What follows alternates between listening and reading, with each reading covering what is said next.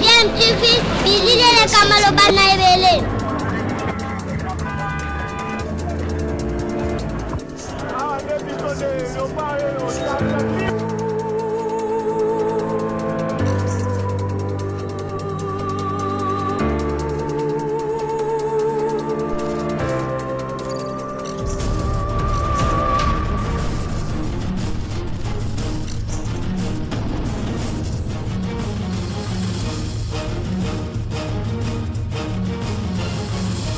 DMTV toujours en avant. Vous êtes sur DMTV, bonjour ou bonsoir, tout dépend de l'heure à laquelle vous nous suivez. Tout plaisir est pour nous de vous retrouver, mais surtout de savoir que vous êtes nombreux en train de suivre votre chaîne YouTube DMTV. DMTV qui vous propose l'actualité, mais vous propose également des analyses et des réflexions sur des sujets d'actualité, des faits sociaux, tout simplement des réalités que nous observons ici chez nous en République démocratique du Congo. L'actualité continue toujours à être la publication du gouvernement Samalou Condé le lundi 12 avril 2021 dernier. Et vous le savez, cette publication s'est accompagnée de diverses réactions dans la classe politique. Si pour certains c'était la satisfaction, pour d'autres au contraire c'était la déception de n'avoir eu aucun membre dans ce gouvernement. Et c'est le cas notamment de Steve Mbikaï, dont le parti politique fait partie du regroupement FDC-A, qui a d'ailleurs été dédoublé. Et Steve Mbikaï avait trahi Modeste Bahati Lukwebo et avait rejoint en tout cas la bande à Néné Nkoulou qui était resté au FCC. Puis avec l'avènement de l'Union Sacrée de la Nation, Steve Mbikaï a de nouveau traversé, mais déjà il n'a pas fallu attendre beaucoup de temps pour le voir déjà en désaccord avec Modeste Bahati Lukwebo. Steve Mbikaï qui, malgré le fait qu'il ne se soit pas retrouvé au gouvernement, une déception qu'il a d'ailleurs eu à manifester lors d'une publication sur son compte Twitter. Steve Mbikaï a écrit ceci exactement: gouvernement de l'Union Sacrée, un parti politique entre parenthèses PT, parti travailliste, qui a 5 députés, soit 1% des députés à l'Assemblée nationale, où aucun parti n'a 10%, ne peut être totalement absent dans un gouvernement issu de cette Assemblée nationale. Cette injustice mérite réparation. Face au dribbleur national, le PT a perdu une bataille mais pas à la guerre. Un message tout aussi clair de la part de Steve Mbikaï qui ne cache plus en tout cas ses ambitions. On peut tous comprendre lorsqu'il dit face au dribbleur national de qui il s'agit. On a bien entendu tous compris, j'imagine vous aussi, à mon entendement en tout cas il s'agit de Modeste Bahati Lukwebo qui était aussi l'informateur choisi par le chef de l'État Félix Antoine Tshisekedi Tshilombo, mais en même temps celui aussi avec qui Steve Mbikaï était en désaccord toujours à propos des répartitions des postes au sein du gouvernement. Alors Steve Mbikaï qui a très clairement dit que le parti travailliste a perdu une bataille mais pas la guerre, a raison de le dire, tenez, parce qu'il est en train de se préparer pour 2023. Vous le savez, Steve Mbikaï a initié un front qu'on appelle un front patriotique 2023 et dans ce front, il voudrait que la candidature de Félix Tshisekedi Tshilombo soit une candidature unique de l'Union Sacrée de la Nation. Et pour cela, ça évidemment on était au courant, mais ce que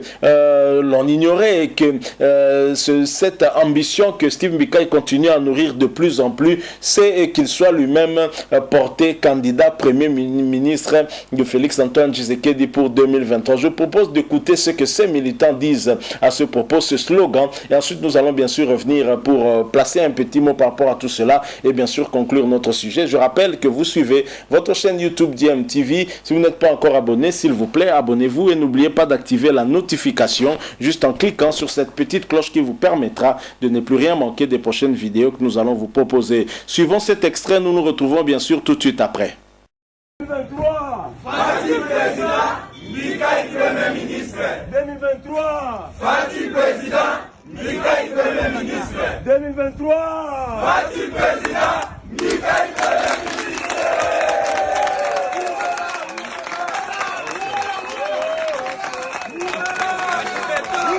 Voilà, nous sommes de retour. Vous venez de suivre là les partisans de Steve Mbikai avec ce slogan 2023, Fati président, Steve Mbikai premier ministre. Donc c'est clair, les ambitions de Steve Mbikai sont désormais connues.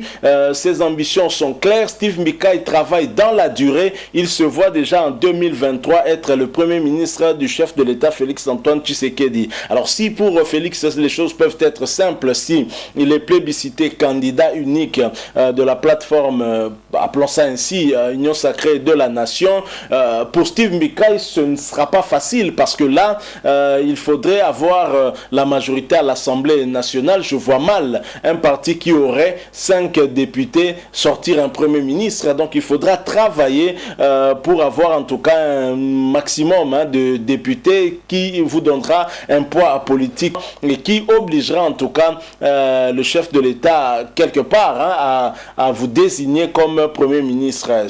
Bien sûr c'est un combat, il est prêt à mener ce combat, mais est-ce que c'est un combat qui sera facilement accepté quand on sait que Steve Mbikai lui-même a des mêmes origines que le chef de l'État, je parle bien du Grand Kasaï, avec toute cette problématique de géopolitique que nous connaissons dans notre pays, avec des plaintes qu'il y a déjà pour des provinces qui ne sont pas représentées dans le gouvernement. Je vois mal cette situation au passé. Mais Steve Mbikai voit déjà de loin, il voit demain, il voit déjà 2023, il est en train de se préparer plus, il veut se positionner dès maintenant, et si aujourd'hui il a raté quelque chose, il ne s'avoue pas vaincu, il prend ça sportivement parce que sa vision est certainement ce qu'il deviendra demain ou ce qu'adviendra demain de son parti PT, le parti travailliste. On va dire, c'est de bonne guerre, c'est un politicien qui veut se préparer en tout cas pour les échéances à venir. Personne ne peut lui en vouloir pour ça, même si ça peut être compliqué. Déjà, dans cette union sacrée de la nation, est-ce que les gens se sont réunis dans un cadre purement politique pour soutenir une seule candidature? Rien n'est sûr. On parle d'une candidature certaine de Moïse Katumbi qui aurait expliqué peut-être le fait qu'il ait décliné cette offre de diriger le gouvernement, le tout premier en tout cas de l'union sacrée de la nation. Donc ça veut dire que dans l'union sacrée de la nation actuellement, nous avons des personnalités qui envisagent en 2023 de se porter aussi candidat président de la République. Quand sera-t-il, quand on va arriver en tout cas à l'approche de cette année, on verra bien. En tout cas, en tous les cas, ce n'est pas très loin. Entre-temps, nous attendons plutôt comme priorité, c'est que le gouvernement Sama Lukonde puisse se mettre au travail parce qu'il y a tellement de dossiers prioritaires, notamment en commençant par la problématique d'insécurité à l'est du pays. Il faut rétablir l'autorité de l'État de ce côté-là et rétablir la paix. Nos compatriotes en ont grandement besoin. Vous suivez la grande vague des manifestations qui se déroulent de ce côté-là, principalement dans la ville de Goma, où il y a un ras-le-bol qu'on peut comprendre de la population par rapport à la MONUSCO qui ne fait pas assez, et la population n'arrive pas à comprendre qu'avec la présence de la MONUSCO que l'on continue en tout cas à tuer des Congolais et ça ne passe plus. Je pense que des solutions doivent être trouvées en commençant par le gouvernement de la République démocratique du Congo. Donc voilà ce que nous avons voulu un peu partager avec vous, échanger avec vous en rapport avec bien entendu cette vision de Steve Mbikai qui se voit déjà accompagner Félix-Antoine Tshisekedi dans l'exécutif de son deuxième mandat, Félix président et Steve Mbikai premier ministre. Est-ce qu'il arrivera-t-il? Rien n'est sûr. Nous allons voir, comme disent les Britanniques, wait and see. Nous allons donc observer pour voir jusqu'où pourra aller Steve Mbikai dans ses ambitions. Est-ce que ce sont des ambitions démesurées? Seul l'avenir pourra nous le dire. En tous les cas, il n'est pas présent dans le gouvernement actuel alors que dans celui de Sylvestre Ilunga Lunkamba, il était bien évidemment présent. Steve Mbikai n'est pas le genre à se rassasier facilement et il reconnaît avoir perdu une bataille face au dribbleur national, mais ne lâche rien, donc se prépare pour 2023. Wait and see et on verra ce qui se passera. Merci à vous qui nous avez suivis. Nous sommes arrivés à la fin de ce petit sujet qui, nous l'espérons, vous aura en tout cas plu, et si c'est le cas, n'hésitez pas à nous laisser un like. Merci aussi de vous abonner à cette chaîne d'IMTV. Si vous n'êtes pas encore abonné, bien entendu, n'oubliez pas d'activer la notification juste en cliquant sur la petite cloche que vous verrez apparaître parce qu'elle vous permettra de ne plus rien manquer des prochaines vidéos que nous allons vous proposer. Merci aussi de nous laisser en commentaire votre votre point de vue. Nous nous ferons le plaisir, en tout cas, de changer avec vous dans la mesure du possible, bien entendu. Encore une fois, merci d'avoir participer à cet échange, d'avoir échangé avec nous ces quelques minutes. On sait que votre temps est très précieux. Nous espérons vous retrouver très très bientôt avec un autre sujet d'actualité. En attendant, portez-vous bien et TMTV vous dit au revoir.